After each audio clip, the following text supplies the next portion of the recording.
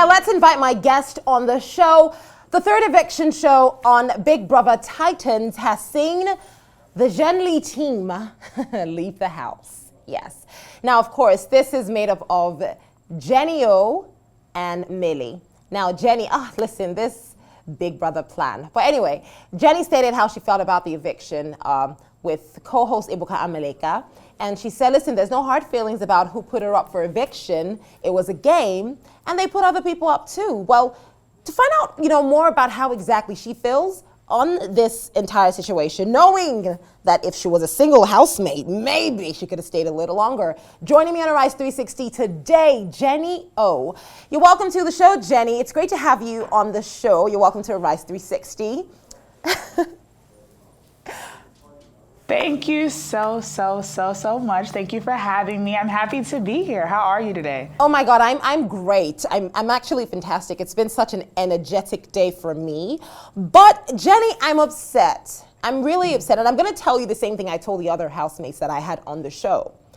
I'm not a fan of this pairing business. I don't like it. I don't like my lock being tied to anybody else. How do you feel about the pairing? When it was announced that this is what it's going to be, what was your first reaction, literally?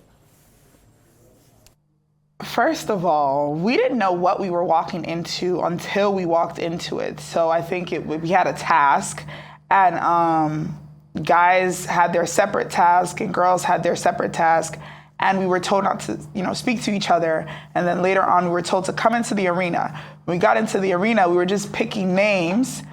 And then Big Brother was like, well, you all are in partners for the rest of the show till Big Brother tells you you're not. I was shook because, listen, I did this audition and everything by myself.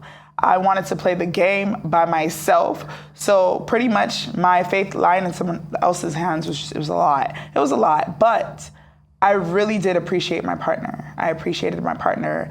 And I really, really liked the fact that we were even partnered up. I'm till today, if I was to choose another partner, I actually wouldn't. I appreciated Millie for a lot because he let me speak my piece and he was always behind my back.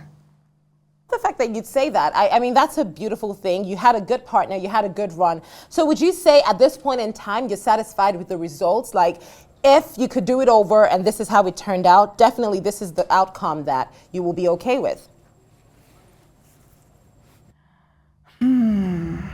As much as I liked the partnership, obviously I was okay with it because I had no other choice, so I just had to make it work. I wasn't going to, you understand, complain about anything. I wasn't going to just be upset. The game is the game, and now I have to play it well.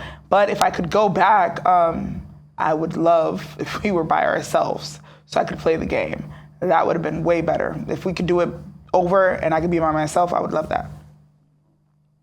Playing the game now, what would you say in terms of people's perception of you in the house? How would you say that in a way defined your strategy while you were in the house? Would you say, you had to be a certain type of way, or this is literally just who you are, in or out of the house? Yeah, so the Jenni O you saw on TV was the Jenni O that you would see any other day. I think on TV, it was perceived that I was, a bully, I intimidated people or anything. I'm just an alpha woman. I'm an alpha female. I'm going to speak my mind. I'm going to say my piece. And I just have this aura that is big. And some people can't handle that, unfortunately. And I hate that it was, translated into being a bully or intimidating people or making people scared of me. That was never a strategy. I was just being Jenni O. I was being authentic. I was being myself. I was being the outspoken woman that I was taught to be. And yeah, a lot of things happened, but at the end of the day, Jenni O is Jenni O. Obviously, emotions got a hold of me, Things happened in that house where it displayed a different side of me. Now, if I could take that back and, when certain situations would happen, if there was a way I could just hold back and process it before just going off. I wear my heart on my sleeves, and sometimes when I'm emotional or defensive, it comes off a different way. And it sucks that some people saw that side of me, but we're human beings and we're not perfect. So obviously my flaws showed, the good things about me showed. You know, people are gonna take what they want to take from me, and hopefully, you know, they got to see the good side of Jenni O as well. I feel personally, I'm not an advocate of, you know, everyone, of just highlighting people's flaws. I feel like we all have issues. I have my own problems. I don't even think I could do the Big Brother house. I would probably like overdo it and get it disqualified. But the point I'm trying to make is, you came as you are, and you have emotions, like you said, you wear your heart on your sleeve, and that is absolutely nothing to even like apologize for, because, you know, it reminds me of that stereotype, which I want us to talk about now, where if you're in America, well, to be honest, these days it happens everywhere, and as a black woman, you have an opinion, you know what you want, you're very assertive about it, and then there's just that angry black female tag, like, oh, she's angry, she's always angry, and in my head it's like, why do you have to be angry if you're just certain about what you want? Why do you have to be perceived that way? Do you think, in a way, our orientation, not just as Nigerians, but our Africans, also affected the way you were perceived in the house? Because I bet if that was anybody else, maybe with less of a voice, you know, less of an aura, it would probably not have been, this person is trying to be a bully. Yeah, so definitely, especially growing up in America, being raised there and everything, I always had to defend myself. I always had to speak up when wanting to be heard. So I feel like, you know, in African homes, even as kids growing up, it's always like, no, you don't speak back to your elders. Your opinions are not really valued, you understand? It's almost like you just have to be quiet, put it inside, because your parents are scared of what the next person may think. And, you know, growing up in America is like, this is a free country. You can speak your piece and speak your mind. And I've always been the type to say what was on my mind, regardless of anything. So I think just coming to Africa, it's like perceived as, oh, she's rude, she's arrogant.